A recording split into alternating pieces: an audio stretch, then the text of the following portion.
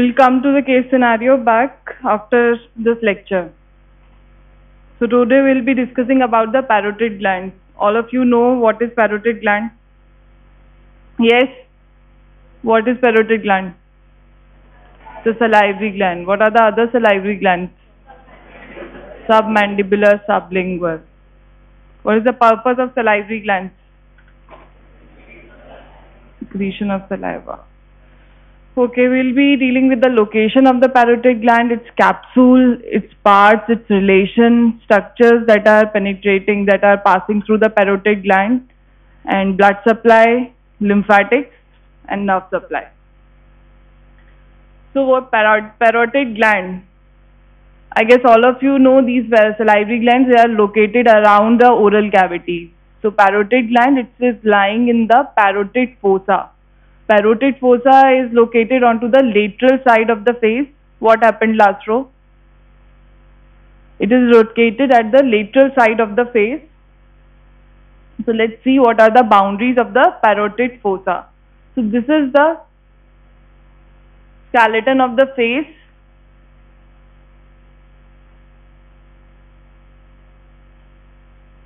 So this is the skull where you can see the lateral side of the skull. This is mandible, and this is external acoustic meatus. This is zygomatic arch. So we are in the region of infratemporal fossa, below the zygomatic arch. So this region is bounded by superiorly with the external acoustic meatus and the posterior part of the temporomandibular joint. So superiorly it is bounded by the external acoustic meatus and the posterior part of temporomandibular joint. If you want to trace the anterior border, you can see this is the mandible. So posterior border of the mandible or ramus of the mandible along with the muscle attached to it, which is the muscle that is attached onto the ramus of the mandible, masseter. So the masseter muscle and the posterior border of ramus forms the anterior boundary of the parotid fossa. So anteriorly ramus of mandible with the masseter, posteriorly we come to mastoid process and the sternocleidomastoid. So you all know that sternocleidomastoid is attached on the mastoid process. So anterior border of the sternocleidomastoid along with the mastoid process is lying posteriorly. Below and medially, towards the medial side of the mastoid process is lying the styloid process. If you all have read the norma lateralis, you can easily understand this, that this styloid process along with its muscles, they are lying medial to the mastoid process. That means the sternomastoid part of the stylomastoid part of the temporal bone. So medially it is bounded by the styloid process along with the muscles. The styloid process along with the muscles and ligaments, it is called as the styloid apparatus. Now over this parotid fossa is lying the parotid gland. So whole of the parotid gland doesn't get embedded in this fossa only. Some of the portions, parenchyma of the parotid gland spills out, and that forms the processes of the parotid gland. This parotid gland is inverted pyramid shape, so base will be lying superiorly and apex will be directed downwards. Now coming to the formation of the parotid capsule. In any gland there will be a capsule, and capsule could be of two types, true and the false capsule. Like in the parotid gland, thyroid gland, prostate gland, they all have true capsule and the false capsule. So true capsules, they are formed by the fibrous condensation of the fibers of parenchyma of the parotid gland. So the true capsule is derived from the condensation of the fibrous stroma. You all know the histology of the salivary glands. You have seen the intervening fibrous stroma within the gland. Yes?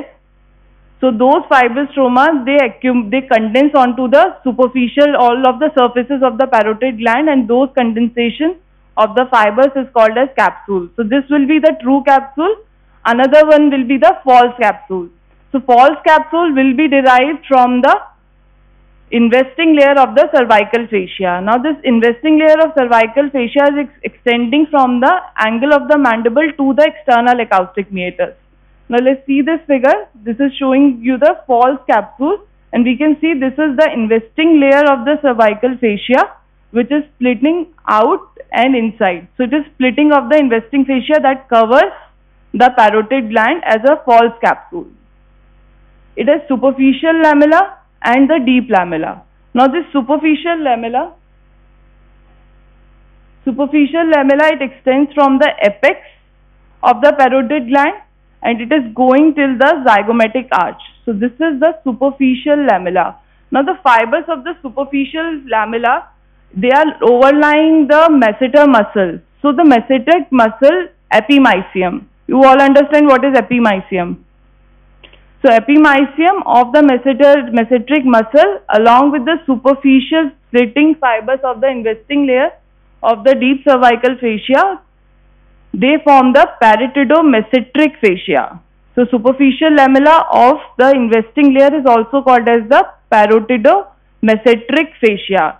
Then come to the medial one, another one that is extending to the styloid process and the tympanic plate.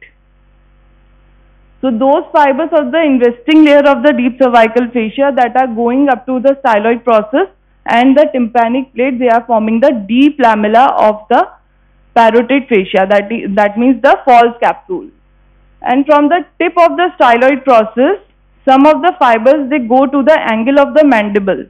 Those fibers, they are called as the stylomandibular ligament, which is one of the attachment onto the styloid process.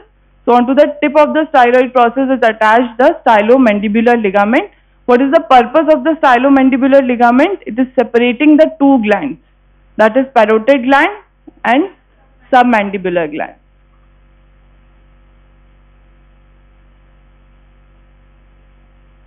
So formation of fascia, false capsule, it is clear? Yes? Okay, coming to the different surfaces, borders and the presenting parts of the gland. So I told you it is an inverted pyramidal shape. So if it is a pyramidal shape, that means it would be having the base and the apex. Other than the base and apex, it will have some borders and some surfaces. So if you join your hands like this, okay, keep some hollow space inside. So this, that is both of your thumbs, they will be forming the superficial surface of the gland. It is embedded towards, this is the medial side and this is the outer side. Thumb is showing you the outer surface and this little finger is showing you the medial borders. So both of the two thumbs, they join to form the superficial surface. Your fingers, if they go down, this will be forming the base of the parotid gland. Joining of these palms below, they will be forming the apex. Now coming to the surfaces. Surfaces will be superficial surface, which is formed by the joining of thumb. Another two surfaces, that means this surface and this surface. This will be the enteromedial surface. Both of them will be pointing medially. So both are medial surfaces. This is enteromedial surface and this will be the posteromedial surface. Now the borders, little fingers join, they form the medial border. Between the thumb and the index finger of the right side, that means towards the anterior side, will be the anterior border. And towards the left side of my hand, between the thumb and the index finger, will be the posterior border. So this is how they have shown you the borders and surfaces. So it is the apex, this is the superficial surface, this is enteromedial surface. They have opened the enteromedial surface from the medial border. Medial border you cannot see from the outside, it is embedded inside. So it is shown by the dotted line. So this is the medial border. These two surfaces are medial surfaces which have been opened for the understanding. So this will be the enteromedial, this will be the posteromedial. Now what are the relations of the structures? So all the structures that are passing or formed around the neck and the lateral side of the face, they will be related to the parotid gland. So if we come to the apex of the parotid gland and the base, so this will be the apex and this is the base. Now onto the apex, the relation are branch of the facial nerve. It is cervical branch of the facial nerve that is going towards the neck, the lowest branch of the facial nerve. So cervical branch of the facial nerve. Then you have the vein, that is anterior division of the retromandibular vein and the formation of external jugular vein. So can any one of you tell me how the retromandibular vein is formed and how the external jugular vein is formed?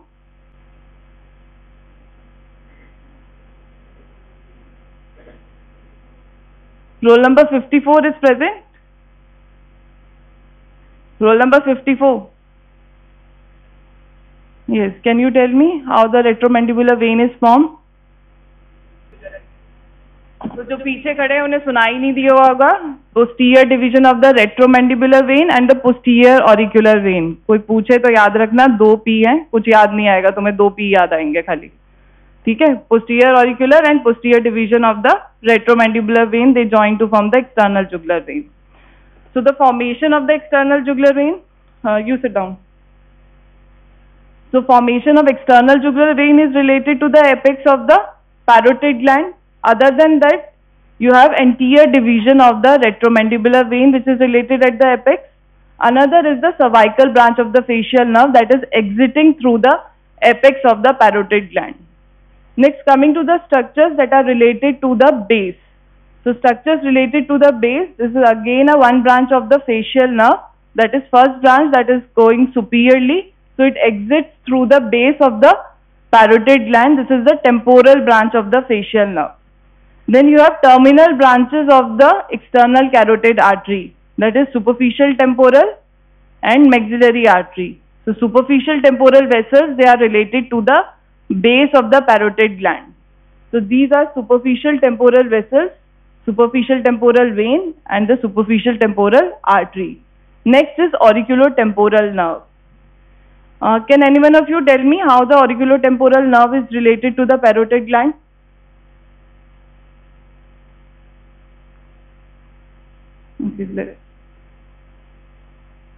Now coming to the structures that are related to the parotid gland from the outer side, like if you go from the towards the superficial surface. So if you want to go onto the superficial surface, that means the lateral side of the face, you have the skin, superficial fascia. Then you have the posterior fibers of the platysma that are related to the parotid gland onto the superior surface. Then you have parotid fascia and the parotid lymph nodes. Other than this, one sensory nerve is also related to it, that is giving the sensory supply over the area of the mangle of the mandible. Can any one of you name it?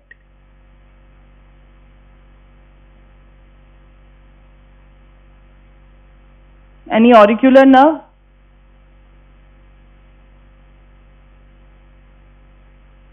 Great auricular nerve. So that is also related to the superficial surface. Next, coming to the enteromedial surface. So enteromedial surface, that will be lying towards the ramus of the mandible. So towards the ramus of the mandible, the parenchyma of the parotid gland is being is related to the ramus of the mandible. So at the ramus of the mandible, you have fibers of the masseter towards the outer side. So lateral surface of the ramus of the mandible is related to the masseter. So the enteromedial surface will be also related to the posterior fibers of the masseter. Then the medial pterygoid. So your lateral pterygoid plate is related or gives the attachment to the medial pterygoid muscle. So this portion will be related to the medial pterygoid muscle also. So enteromedial surface, the muscles related, bone and the muscle that are related onto the udhar kya dekh rahe hain? Enteromedial surfaces is mandible, masseter and medial pterygoid. Both all are M. Masseter है, medial pterygoid है, mandible है. ठीक है? Other than this, onto the enteromedial surface, if we see this section, that means we have turned it outside. So this enteromedial surface, we have the branches of the facial nerve. Then you have the maxillary artery and the maxillary vein related to the enteromedial surface. Then coming to the posteromedial surface. So posteromedial surface is this one. It is quite long surface.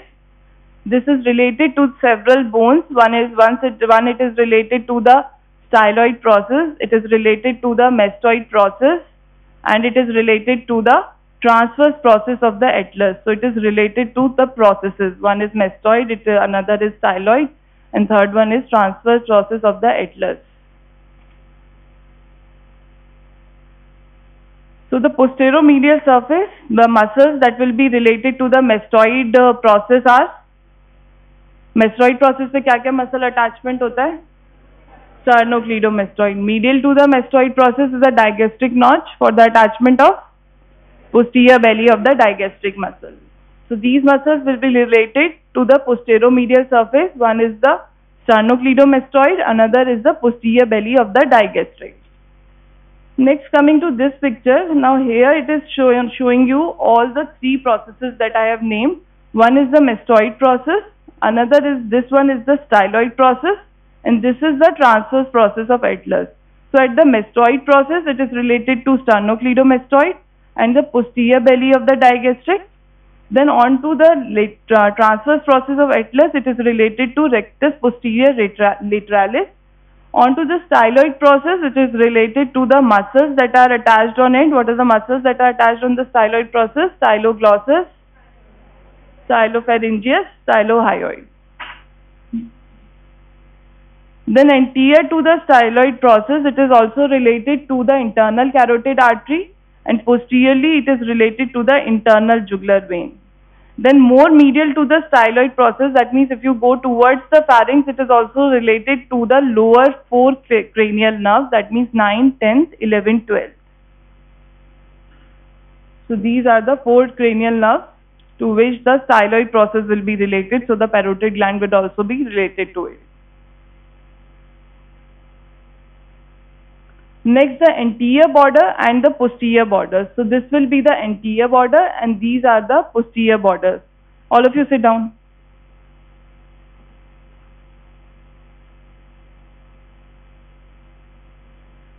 So at the posterior border, it is related to the posterior auricular nerve, posterior auricular artery and the posterior auricular vein. So posterior border is related to the P's, that means posterior auricular nerve, posterior auricular vessels. Then the anterior border, this is the anterior border. Now at the anterior border, what we will see, the duct of the parotid gland. So this is the duct of the parotid gland. So duct of the parotid gland comes out or formed at the anterior border of the parotid gland. So this is the anterior border of the parotid gland and this one is the parotid duct. Now the location of parotid duct you can determine, it is between the two branches of the facial nerve, upper buccal branch and the lower buccal branch of the facial nerve. So this is upper buccal branch and this one is the lower buccal branch. So relation onto the anterior border of the parotid gland, they are zygomatic branch of the facial nerve, then you have transverse facial artery, upper buccal branch of the facial nerve, parotid duct, lower buccal branch of the facial nerve and marginal mandibular branch of the facial nerve. Now can anyone of you tell transverse facial artery किसकी branch है? Transverse facial artery facial की branch नहीं है.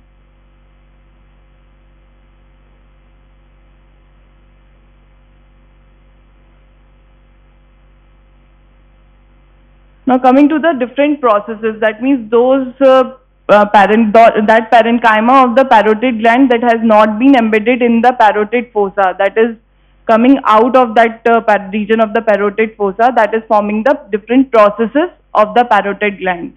Let's see what are they. One is the facial process. So facial process is the area of location of the facial process. It is lying over the masseter muscle.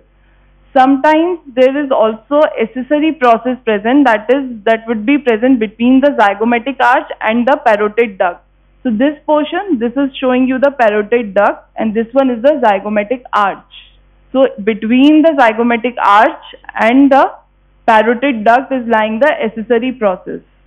Then you have glenoid process, that is related to the posterior root of the zygomatic arch. Then you have pterygoid process. Pterygoid process is a little triangular process that is present between the medial pterygoid muscle and the medial surface of the mandible.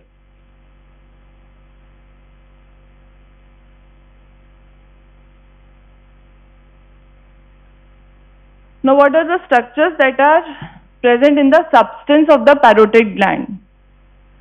In the substance of the parotid gland is traveling, the external carotid artery is traveling through it.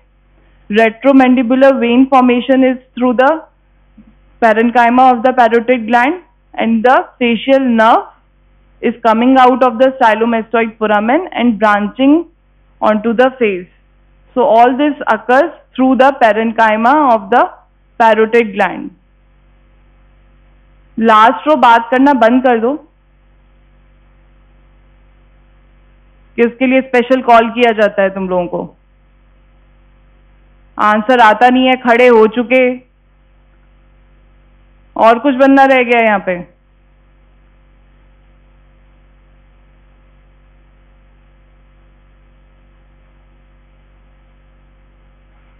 Now how the facial nerve is getting out through the parenchyma of the parotid gland.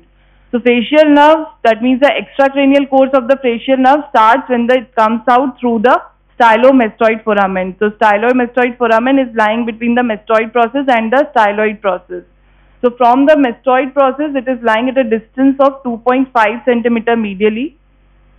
So when it exits through it, it traverses for 1 centimeter and that gets entered into the parotid parenchyma, and again it travels for another 1 centimeter and then splits into the two main branches. One is going towards the temporal, another is coming towards the neck, that means cervical. Yeah. So what should I do? Why? Get out. So this is temporofacial branch and another is cervicofacial branch. So these are the two main branches that split, which will further split into the 5 branches. So temporofacial branch will be splitting into the temporal branch of the facial nerve. So temporal branch of facial nerve, you already know it is related to the base of the parotid gland. Another one is the zygomatic branch that is coming out through the anterior border. Then you have buccal branch from the anterior border, marginal mandibular branch from the anterior border, and lower down you have the cervical branch at the apex of the parotid gland. So this is how the facial nerve gets entered in the parenchyma and splits and comes out of the fascia of parenchyma of the parotid gland to supply the face. Next, in the intermediate layer, there is a formation of the retromandibular vein. Then on the third layer, that means more deep to the retromandibular vein, there will be the external carotid artery. So from outside to inside or superficial to deep you go, you will find the facial nerve, then you will find the retromandibular vein, then you will find the external carotid artery. Now what is the blood supply and the lymphatic drainage of the parotid gland? So blood supply, what is the nearby arteries that are passing through the parotid gland? External carotid artery. So the branches of the external carotid artery will be supplying the parotid gland. Then the venous drainage, you all know external jugular vein, retromandibular vein formation, it is occurring through the parenchyma of the parotid gland. So these veins will be draining the parotid gland. Then you have the lymphatic drainage. Lymphatic drainage is through the jugulo-digastric lymph nodes, that are the deep cervical lymph nodes, and another ones are the deep parotid lymph nodes. Next, coming to the glandular portion is over. Now how the secretion is passed, it is passed through the parotid duct. So parotid duct is also known as Stenson's duct. Okay, what is the length of the parotid duct? 5 centimeter. It is quite long, 5 centimeter, and even its diameter is quite good. It is 3 millimeter in diameter. So 5 centimeter long and 3 millimeter in diameter. Now what is the function of the parotid duct? Duct is a hollow structure, so it will be taking up the secretions to the destination. So it has to go into the oral cavity. So it will open into the oral, duct will open into the oral cavity. So you should know what is the course of the parotid duct, how it is reaching the oral cavity. So it begins from the middle of the anterior border and ends by opening into the vestibule of the mouth opposite the second molar tooth. So this is where the parotid duct opens. So starting from the anterior middle of the anterior border, it is going till the vestibule of the oral cavity.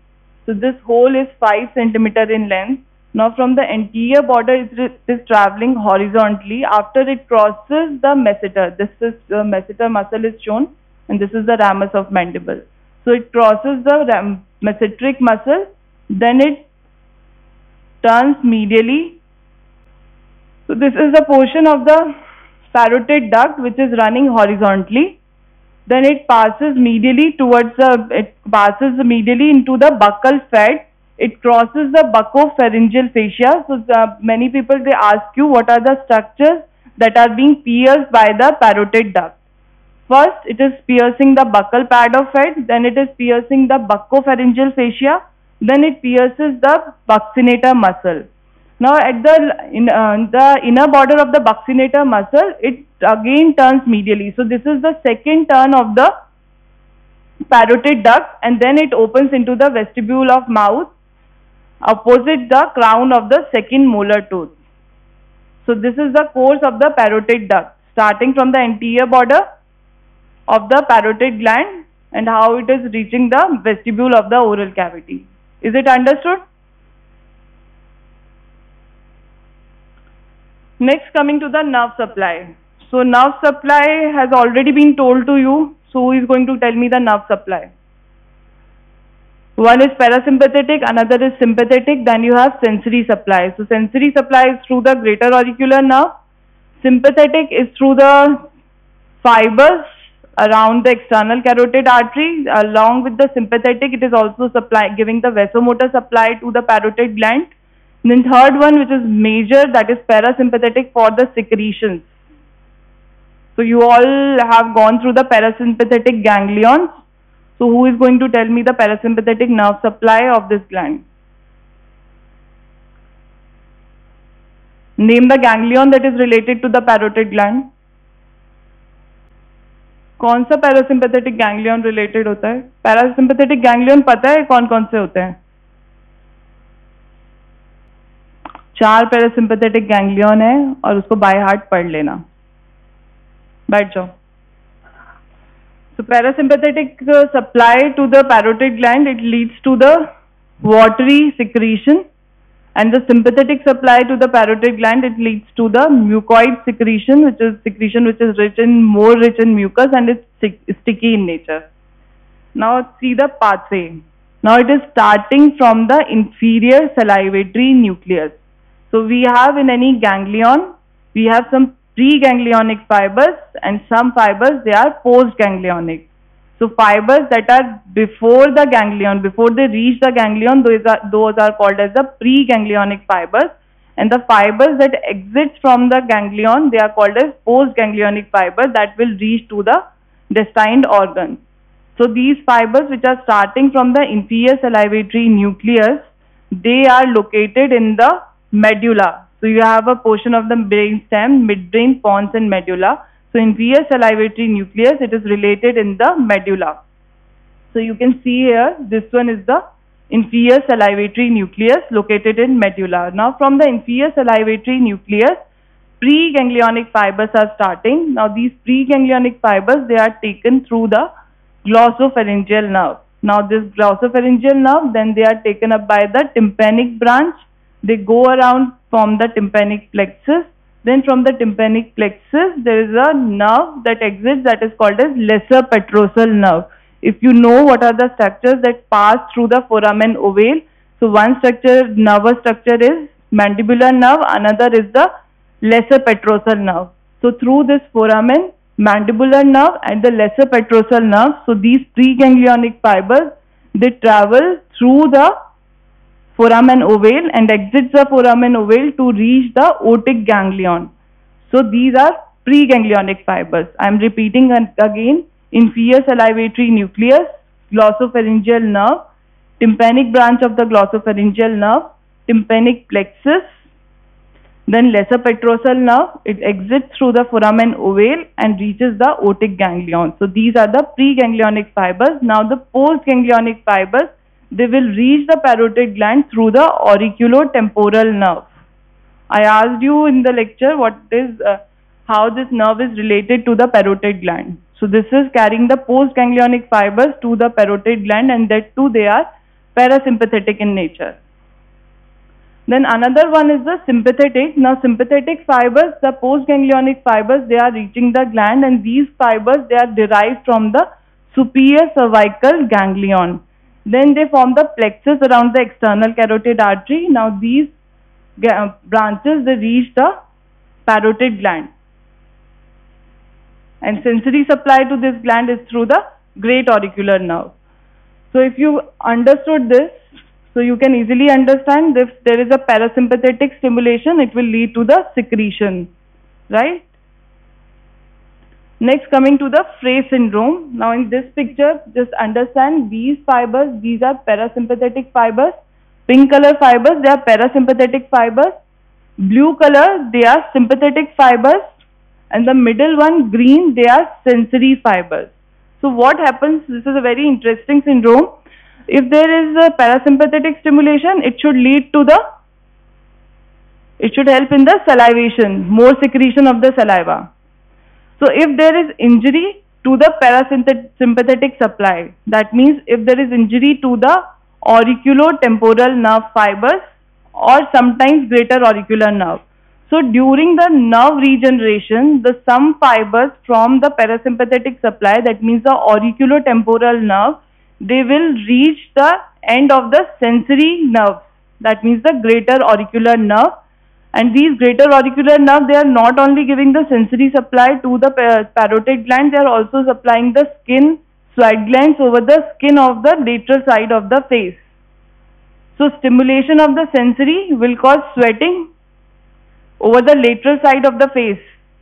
So both of them, they occur simultaneously. Like if the person starts chewing, there will be the beads of the perspiration will be present onto the lateral surface of the face. So here it has shown the regeneration. So this is the this is the normal, and this one is the regenerated nerve. So auriculotemporal nerve is injured. Now the regeneration of the fibers, these pink fibers, they are going towards the blue fibers. So these blue fibers, they are giving the sensory supply to the skin, sweat glands over the lateral side of the face. So this is the Frey Syndrome. Is it clear? Now what is the clinical conditions that can be related to the parotid gland? There can be infection of the parotid gland. It could be bacterial infection. It could be viral infection. If there is viral infection, it is called as mumps. Then there can be abscess in the parotid gland. So if there is abscess in the parotid gland, it has to be drained with the horizontal incision. Now why it has to be drained to the horizontal incision? This is called as Hilton's method, so as to prevent the injury to the facial nerve that is passing through the substance of the parotid. Then there can be tumors of the salivary glands. They can be benign or malignant. Then there is a radiographic examination of the parotid duct, parenchyma and ducts, which is called as xylography. And the pictures that you get, that is called as the xylogram. Now coming to the same case scenario that you have read. Now you can answer these questions. So if there is a 40-year-old male patient coming to the outpatient department, that means OPD, with a complaint of pain and swelling near the ear, that means the lateral side of the face, and pain on salivation since 3 days. So you know the structure that is present onto the lateral side related to the external acoustic meatus. So that will be related to the parotid gland, because he is having a swelling, he is having a pain on salivation also. So it might be related to the parotid gland. So what is the cause of the swelling? What swelling it is? Basically they want to ask what swelling it is. It is a parotid gland swelling. Then why a swelling causes pain? लिखा तो हुआ है answer, ये समझाना पड़ेगा तुम्हें. Who is going to explain this answer?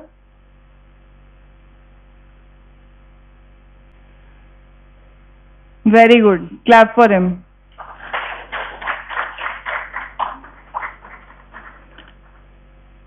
So what is peritodomesenteric fascia? It is the blending of the fibers of the investing layer, that was superficial lamella. It was blending with the epimysium of the mesenteric muscle. So that is peritodomesenteric fascia. So if there is movement during mastication, so one of the muscle of mastication is masseter. So when it causes movement, it will also call the movement in the parotid gland. So that unyielding pain is because of the movement of the mastication. During the salivation and the mastication, this pain aggravates.